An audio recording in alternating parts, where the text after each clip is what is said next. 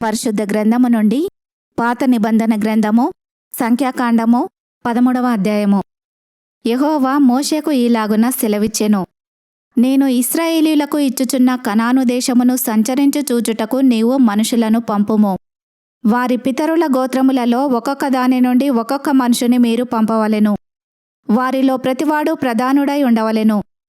మోషే యెహోవా మాట విని పారాను అరణ్యము నుండి వారిని పంపెను. వారందరూ ఇశ్రాయేలీయులలో ముఖ్యులు.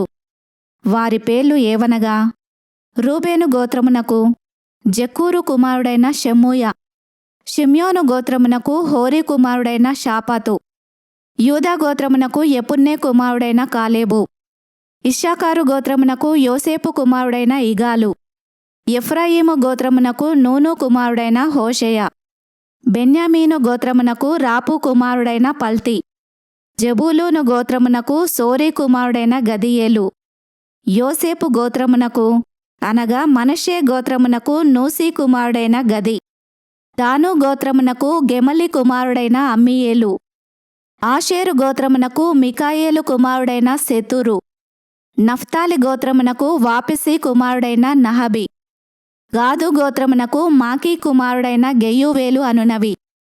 దేశమును సంచరించు చూచుటకు మోషే పంపిన మనుషుల పేర్లు ఇవి.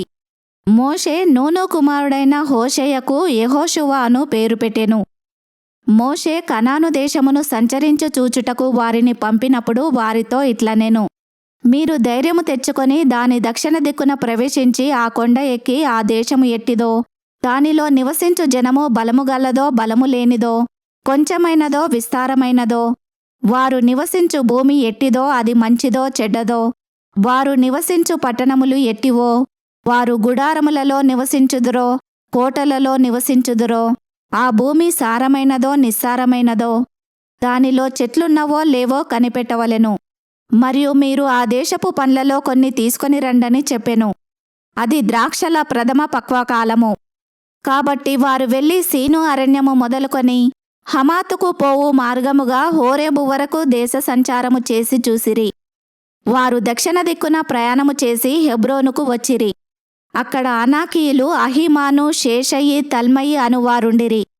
ఆ హెబ్రోను ఐగుప్తులోని సోయను కంటే 7 ఏండ్లు ముందుగా కట్టబడెను. వారు ఎస్కోలు లోయలోనికి వచ్చి అక్కడ ఒక్క గెలగల ద్రాక్ష చెట్టు యొక్క కొమ్మను కోసి దండెతో 2 మోసిరి. మరియు వారు కొన్ని దానిమ్మ పండ్లను కొన్ని అంజూరపు పండ్లను తెచ్చిరి.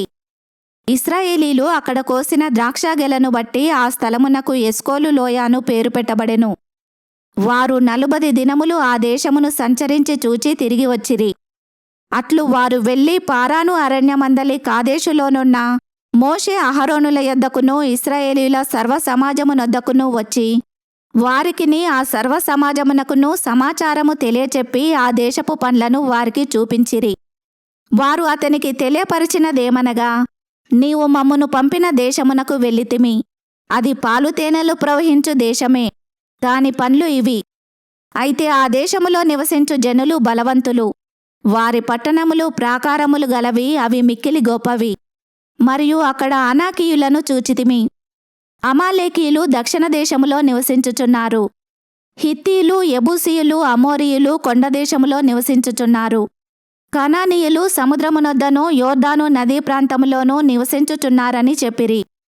కాలేబు మోషే ఎదుట జనులను నిమ్మలపరిచి, మనము నిశ్చయముగా వెళ్ళుదుము, దాని స్వాధీనపరుచుకొందుము, దాని జయించుటకు మన శక్తి చాలుననెను. అయితే అతనితో కూడా పోయిన ఆ మనుషులు, ఆ జనులు మనకంటే బలవంతులు, మనము వారి మీదికి పోజాలమనిరి. మరియు వారు తాము సంచరించి చూచిన దేశమును గూర్చి ఇశ్రాయేలీలతో చెడ్డ సమాచారము చెప్పి, మేము సంచరించి చూచిన దేశము తమ నివాసులను భక్షించు దేశము. దానిలో మాకు కనబడిన జనులందరూ ఉన్నత దేహులు. అక్కడ నెఫీలీయుల సంబంధులైన అనాకు వంశపు నెఫీలీయులను చూచితిమి. మా దృష్టికి మేము మిడతల వలె ఉంటిమి, వారి దృష్టికిని అట్లే ఉంటిమనిరి. ఈ వాక్యమును విన్న మిమ్ములందరినీ దేవుడు దీవించునుగాక. ఆమెన్.